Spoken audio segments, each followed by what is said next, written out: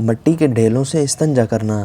سوال: کیا مٹی یا پتھر کے ڈھیلوں سے استنجا کرنا درست ہے جبکہ پانی بھی موجود ہو؟ جواب: پانی سے استنجا کرنا افضل اور بہتر ہے کیونکہ اس سے صفائی زیادہ اچھی ہوتی ہے، اور ڈھیلوں سے بھی استنجا جائز اور درست ہے۔ ابو ہریرہ رضی اللہ تعالیٰ عنہ سے روایت ہے کہ رسول اللہ صلی اللہ علیہ وسلم نے فرمایا: میں تمہارے لیے باپ کی مانند ہوں، تمہیں تعلیم دیتا ہوں، تم قبلے کی جانب نہ منہ کرو اور نہ پشت، یعنی قضائے حاجت کے وقت، اور جب تم استنجا کرنے لگو تو دائیں ہاتھ سے نہ کرو۔ آپ ہمیں 3 پتھروں کے ساتھ استنجا کرنے کا حکم دیتے تھے اور گوبر اور بوسیدہ ہڈیوں سے استنجا کرنے سے منع کرتے تھے۔ الدارمی۔ ام المومنین سیدہ عائشہ رضی اللہ تعالیٰ عنہا سے روایت ہے کہ رسول اللہ صلی اللہ علیہ وسلم نے فرمایا: جب تم میں سے کوئی آدمی پاخانہ کرے تو اپنے ساتھ 3 پتھر لے جائے اور ان کے ساتھ استنجا کرے، یہ اس کے لیے کفایت کریں گی۔